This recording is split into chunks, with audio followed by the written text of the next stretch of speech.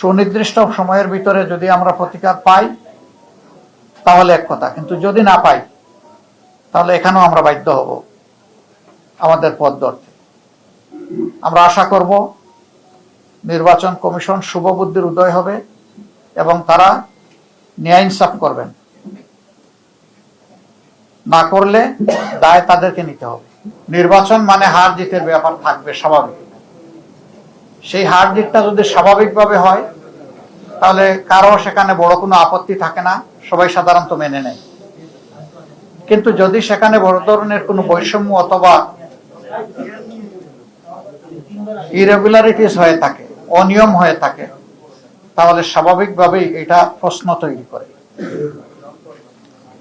আমরা আমাদের পক্ষ থেকে গতকাল এই ইতিবাচক দৃষ্টিভঙ্গি জানানোর পরেও আপনারা লক্ষ্য করেছেন নিশ্চয়ই, আজকে বাংলাদেশের বিভিন্ন জায়গায় 11 দলীয় নির্বাচনী পক্ষের কর্মী, সমর্থক, এজেন্ট, ভোটার বিভিন্ন জায়গায় বাড়িতে বাড়িতে হামলা হচ্ছে, ব্যক্তির উপর হামলা হচ্ছে, আগুন ধরিয়ে দেওয়া হচ্ছে বাড়িতে।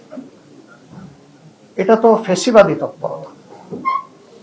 যে ফ্যাসিবাদের ধ্বংসস্তূপের উপর 26-এর নির্বাচন হলো, সেই নির্বাচনের পরে যদি আবার একই ধরনের ফ্যাসিবাদী তৎপরতা আমরা দেখি, এটা হবে এই জাতির জন্য খুবই দুর্ভাগ্যজনক।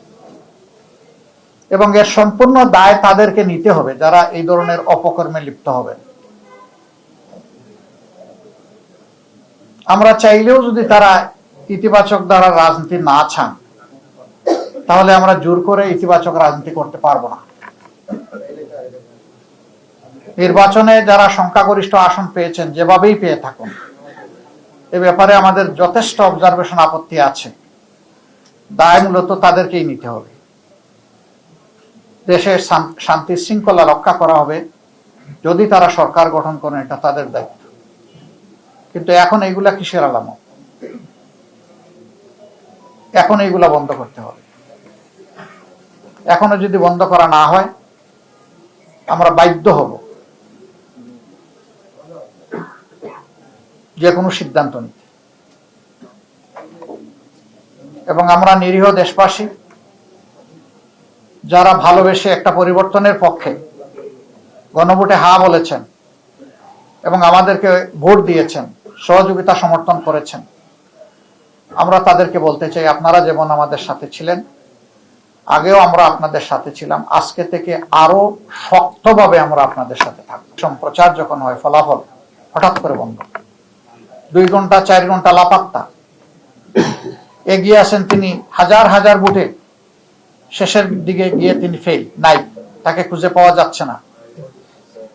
আবার হয়তোবা অল্প কিছু ভোটে কষ্ট মষ্ট করে তাকে ছাড় দিয়ে নির্বাচিত ঘোষণা করা হয়েছে, যেটা অবাস্তব।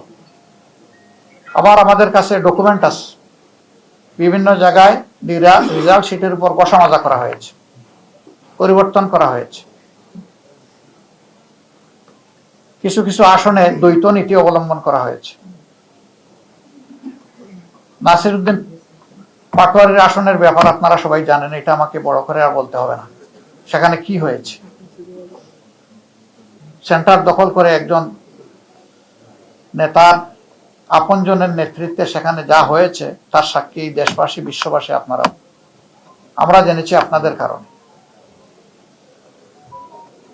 বাংলাদেশ খেলাফত মজলিসের আমির আল্লামা মামুনুল হক সাহেব নাসিরউদ্দিন পাটোয়ারির ওখানে যে কারণে অন্য একজন প্রার্থীর পক্ষে ব্যালট অ্যাকসেপ্ট করা হয়েছে, ঠিক একই কারণ বিদ্যমান থাকা সত্ত্বেও মৌলানা মামুনুল হক সাহেবের পক্ষে এটা অ্যাকসেপ্ট করা হয়নি। তো এক দেশে কি 2 আইন চলবে? যে কালো অধ্যায়ের অবসান হোক, কিন্তু যদি আবার এটা ফিরে আসে, আমরা লড়ে যাব, আমরা থামবো না ইনশাআল্লাহ। এখানে কোনো ছাড় দেব না। দেশের জনগণের, ফ্যাসিবাদ আমাদের বিরুদ্ধে না, ফ্যাসিবাদ দেশবাসীর বিরুদ্ধে। ফ্যাসিবাদের অধীনে কখনো একটা ডেমোক্রেসি, একটা গণতন্ত্রের বিকাশ ঘটে না। সারা বিশ্ব থেকে এখানে পর্যবেক্ষকরা এসেছিলেন, তারা সময় দিয়েছেন, ঘুরেছেন, দেখেছেন। তারা তাদের অবজারভেশন তুলে ধরবে। আমরা আমাদের নিজস্ব অবজারভেশনে জাতির সামনে পুঙ্খানুপুঙ্খভাবে তুলে ধরব।